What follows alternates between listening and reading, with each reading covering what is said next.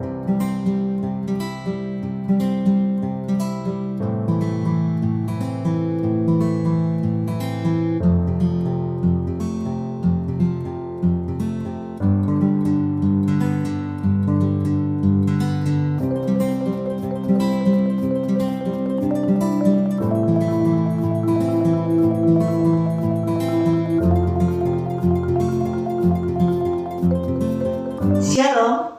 teman-teman di seluruh kawasan Nusantara, jumpa lagi dengan saya Erna Bayu dalam YouTube channel Erna S. Bayu. Kali ini saya ingin menyapa teman-teman tenaga kesehatan di seluruh pelosok-pelosok Nusantara. Saya salut, Anda hebat, Anda melayani dengan sepenuh hati dimanapun Anda berada.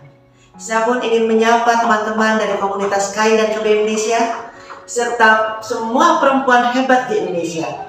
Jangan lupa sebelum kita masuk ke dalam materi ini, lakukan like, komen, subscribe, dan share. Baik saudaraku yang terkasih, kita akan membahas tentang hipotensi. Apa sih itu hipotensi? Hipotensi adalah keadaan ketika tekanan darah di dalam pembuluh darah arteri lebih rendah dibandingkan dalam kondisi normal dan biasa disebut dengan tekanan darah rendah. Di dalam tubuh manusia ada pembuluh darah arteri, yaitu pembuluh darah yang dilalui oleh darah dari jantung menuju ke seluruh tubuh. Yang kedua adalah pembuluh darah vena, di mana pembuluh darah ini membawa aliran darah menuju ke jantung. Saat darah mengalir melalui arteri, darah memberikan tekanan pada dinding arteri.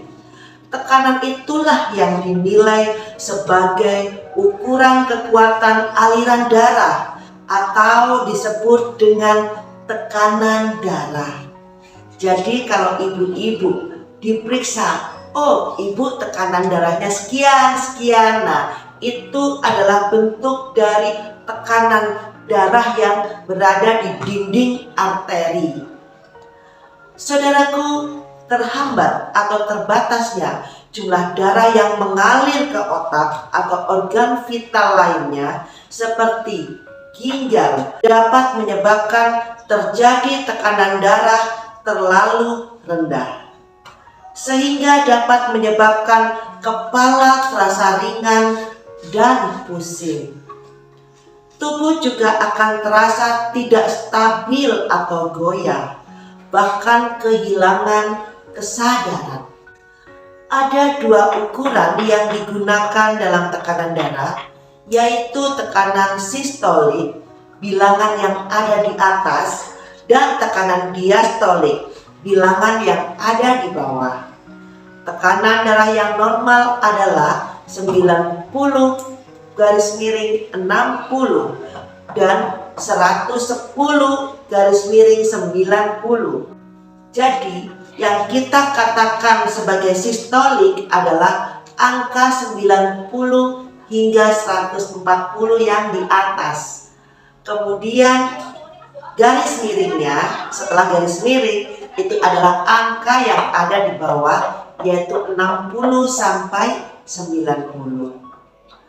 Penderita hipotensi memiliki tekanan darah di bawah 90/60 atau 90/60 dan disertai dengan gejala hipotensi. Sedangkan jika tekanan darah di atas 140/90, maka orang tersebut menderita tekanan darah tinggi atau kita sebut sebagai hipertensi. Jadi di sini Anda bisa membedakan antara hipotensi atau tekanan darah rendah dan hipertensi atau tekanan darah tinggi. Ini beda dengan kadar Hb rendah atau anemia yang akan kita bahas di YouTube channel berikutnya. Bagaimana gejala hipotensi? Tidak semua orang yang mengalami hipotensi akan merasakan gejala. Kondisi hipotensi juga tidak selalu membutuhkan perawatan. Namun jika tekanan darah cukup rendah, kemungkinan besar bisa menimbulkan gejala-gejala seperti berikut ini. Yang pertama adalah jantung berdebar kencang atau tidak teratur, pusing, lemas, mual, kehilangan keseimbangan atau merasa goyah, pandangan buram, pucat, badan dingin, napas pendek atau cepat, pingsan dan dehidrasi. Jika Anda mengalami gejala hipotensi, sebaiknya Anda segera duduk dan berbaring, minum air putih, dan menghentikan semua kegiatan yang sedang Anda lakukan. Gejala ini biasanya akan segera hilang setelah beberapa saat. Dan jika Anda sering mengalami gejala hipotensi seperti yang disebutkan di atas tadi, temuilah dokter untuk meminta pertolongan. Dan dokter akan segera mengukur tekanan darah Anda dan memeriksa apakah ada penyakit tertentu yang menyebabkan timbulnya gejala seperti hipotensi. Apa itu penyebab hipotensi? Sebetulnya tekanan darah bisa berubah sepanjang hari, saudara, tergantung pada kegiatan yang sedang dilakukan, dan hal ini dianggap normal. Ada banyak faktor yang menyebabkan tekanan darah seseorang menjadi rendah, seperti faktor usia, pengobatan, dan kondisi cuaca. Cuaca udara yang lebih panas bisa membuat tekanan darah menurun. Orang yang sedang rileks atau rajin berolahraga juga umumnya memiliki tekanan darah yang lebih rendah. Selain itu, jika Anda baru saja makan, tekanan darah juga bisa menurun karena banyak darah yang akan mengalir menuju saluran pencernaan untuk mencerna dan menyerap makanan.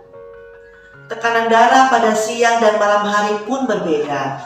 Biasanya pada siang hari tekanan darah akan meningkat dan malam hari akan jauh lebih rendah. Penyebab hipotensi akibat kondisi atau penyakit tertentu.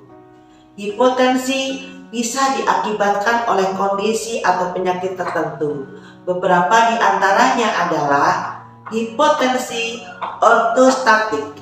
Gejala hipotensi ortostatik biasanya muncul pada saat Anda berubah posisi secara tiba-tiba. Seseorang dengan hipotensi ortostatik mengalami penurunan tekanan darah sistolik sebanyak 15-30 mm Hg ketika berdiri dan posisi duduk atau berbaring. Neurally mediated hypotension. Kondisi ini biasanya terjadi saat seseorang berdiri terlalu lama hingga aliran darah terkumpul pada bagian bawah tubuh. Berikutnya adalah dehidrasi. Dehidrasi terjadi akibat tubuh kekurangan cairan dan bisa disebabkan oleh kurang minum, puasa, atau diare. Hipotensi juga bisa diakibatkan dalam kondisi karena sedang mengkonsumsi obat-obatan tertentu. Jadi terjadi karena efek samping dari pengobatan. Ada beberapa obat yang bisa menurunkan tekanan darah, seperti obat antidepresi, obat antihipertensi seperti alpha blocker dan beta blocker, obat penghambat enzim pengubah angiotensin atau ACE inhibitor, hingga obat diuretik atau diuresis. Biasanya obat-obatan ini membuat seseorang bolak-balik ke belakang untuk buang air kecil. Kemudian anemia. Anemia merupakan kondisi di mana kandungan hemoglobin di dalam darah rendah. Salah satu gejala anemia adalah tekanan darah rendah. Jadi anemia dan hipotensi itu berbeda. Tekanan darah rendah atau kadar hemoglobin rendah. Tekanan darah rendah adalah salah satu dari gejala kadar hemoglobin rendah. atau kita sebut sebagai anemia. Berikutnya adalah kehamilan. Tekanan darah pada wanita hamil biasanya lebih rendah karena sistem peredaran darahnya yang berkembang dengan cepat. Berikutnya adalah ketidakseimbangan hormon. Penyakit seperti diabetes atau penyakit Addison menyebabkan gangguan produksi hormon. Hal ini bisa berdampak pada keseimbangan kadar air dan mineral di dalam tubuh serta tekanan darah. Berikutnya adalah penyakit syaraf. Penyakit syaraf seperti penyakit Parkinson dapat menyebabkan hipotensi ketika menjangkiti sistem saraf yang mengontrol fungsi tubuh otonom seperti mengendalikan tekanan darah. Kemudian perdarahan hebat. Hilangnya darah dalam jumlah besar dalam tubuh akan menurunkan asupan darah ke jaringan-jaringan tubuh, sehingga tekanan darah di dalam tubuh akan menurun secara drastis. Ini merupakan kondisi yang bisa mengancam nyawa seseorang yang memerlukan penanganan medis secepatnya. Berikutnya adalah penyakit jantung. Penyakit kronis seperti penyakit jantung menyebabkan darah tidak bisa dipompa dengan baik oleh jantung ke seluruh tubuh. Akibatnya tekanan darah pun menurun. Selanjutnya adalah infeksi darah atau kita sebut sebagai sepsis. Sepsis terjadi ketika infeksi yang terjadi di dalam jaringan mulai memasuki aliran darah. Akibatnya tekanan darah akan menurun dengan drastis. Kondisi ini mengancam jiwa seseorang dan membutuhkan penanganan yang secepatnya. Segera hubungi dokter apabila Anda mengalami hal-hal seperti ini. Berikutnya adalah reaksi alergi yang parah atau anafilaksis. Anafilaksis adalah reaksi alergi yang parah yang berpotensi mengancam nyawa seseorang. Kondisi ini dapat menyebabkan rasa gatal yang sangat, sesak nafas, dan tekanan darah menurun secara drastis. Selanjutnya, bagaimana cara mendiagnosis hipertensi? Yang pertama adalah mengukur tekanan darah merupakan cara yang tepat dan mudah untuk mendiagnosis hipertensi. Berikut ini ada beberapa hal yang harus dilakukan sebelum mengukur tekanan darah untuk mendapatkan hasil pengukuran darah yang tepat. Yang pertama adalah kosongkan dulu kandung kemih. Suruh pasien untuk buang air kecil. Yang kedua, istirahat minimal 5 menit. Kemudian boleh dilakukan dengan duduk dan tidak sambil bicara. Selain mengukur tekanan darah, ada beberapa cara atau tes lain yang mendiagnosis penyebab hipotensi akibat kondisi atau penyakit tertentu dan sekaligus menentukan perawatan yang tepat. Misalnya elektrokardiogram atau EKG. Tes ini bertujuan mendeteksi keabnormalan atau ketidaknormalan struktur jantung, masalah suplai oksigen dan darah ke otot jantung, serta detak jantung yang tidak teratur. Yang kedua adalah ekokardiogram. Tes ini menggunakan gelombang suara untuk menghasilkan gambar struktur jantung dan memeriksa fungsinya. Berikutnya tes latihan stres. Tes ini dilakukan dengan cara membuat jantung bekerja lebih keras agar lebih mudah mendiagnosis tekanan darah. Bisa dilakukan dengan berjalan di treadmill. Berikutnya adalah tes darah. Tes darah bisa dilakukan untuk memeriksa kadar hormon jika pasien mengalami anemia atau diabetes. Kemudian falsafah Maneuver. Tes ini dilakukan dengan meminta pasien mengambil nafas panjang, kemudian menutup hidung dan membuang nafas melalui mulut, seperti Anda meniup suatu balon yang sangat kaku. Saudaraku, tes ini dilakukan untuk memeriksa kondisi sistem saraf, otonomi pernafasan. Berikutnya adalah tes kemiringan tegak lurus atau tilt table test.